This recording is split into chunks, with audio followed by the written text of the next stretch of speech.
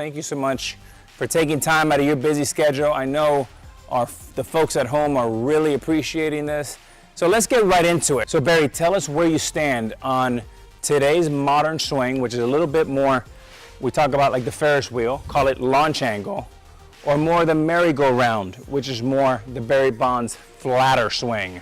Tell us what you think. I'm more of a down angle swinger. Why? And what I mean by that, Alex, is downhill doesn't mean you're swinging completely downhill. Downhill means like you're just coming down through the ball and the bat actually flattens itself out. And then when it flattens itself out, when you finish off, because my bottom hand is my lengthier hand, we'll actually extend it longer, and then after the swing of point of contact, yeah, the bat can actually come up. You always have a downward plane to a baseball, but not really like we're swinging straight downhill. We're actually coming down through the baseball. The bat will actually flatten itself out.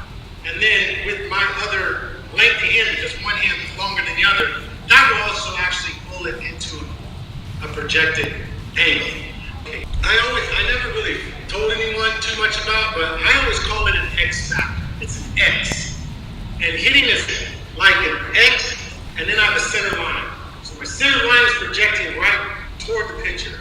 But I have an X. This hand, no matter what sport you play, there's 2 balance points in your body. This hand is always going to communicate with this leg. This leg is always going to communicate with this shoulders. I call it an X. Okay. Right?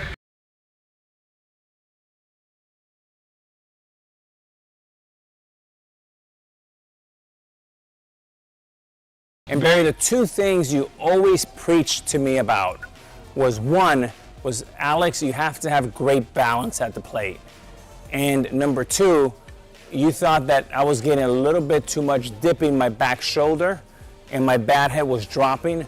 Therefore, I was creating a loop in my swing, which was making my swing slower with less power. Why was it so important for me or hitters to keep great balance and not to dip the back shoulder before they swing? The reason why I do that, Alex, is only because it's the proper thing to do. I always put a tee down, or with the guys who love to hit off the tee, and the first thing I try to make them do is chop the ball down and hit it straight on the ground. Reason why is because I expect perfection in the batting cage. I expect you to be perfect. Perfect is here, bringing the ball down and chopping the ball down. Reasons why I say that, Alex, is because it's easy to go up. Yeah. Up is the easiest thing to do in a swing. You want to be perfect, and I'm talking about perfect. So in the cage, I expected myself to be perfect, is to always have this downward swing here. Because anytime I want to change it, I can do this in a set. And then what happens is, for instance, let's just say they're in a slump. Trying to bring your body all the way back here is hard. Yeah.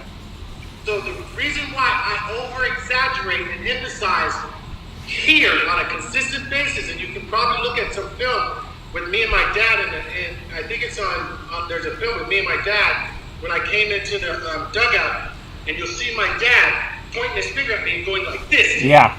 Like this to me. And it's the same thing. What did we practice? This. You can always do this, Barry. That's easy to do. Perfect the perfect down level swing. Perfect it. And once you can perfect it, you can do this anyway.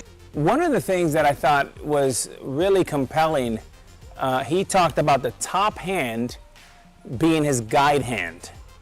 And I thought that was really interesting. And then he talked about his bottom hand being his power hand.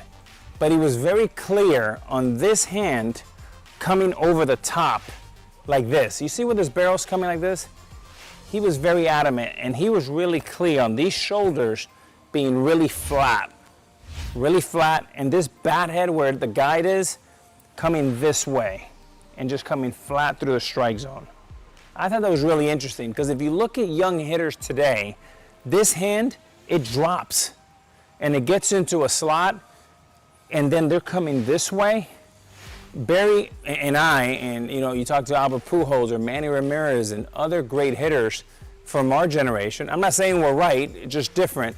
We really believed in keeping this guide hand and this head on top as long as possible. And then he said, this is your power hand. And then as you come through, we thought this top hand will come on top of the ball this way to there. Versus, that's our way. That's our way. This is the modern day. See where it drops here? And then the Ferris wheel starts. And as a result, you maybe hit more home runs. You certainly hit more fly balls. But your strikeouts are going to increase. Your batting average is going to decrease. And I really feel that unless you're a guy like Justin Turner or Daniel Murphy, and you're just a great hand-eye coordination guy off the charts, it is really hard to convert that movement into higher average, better slugging, more home runs, more RBIs.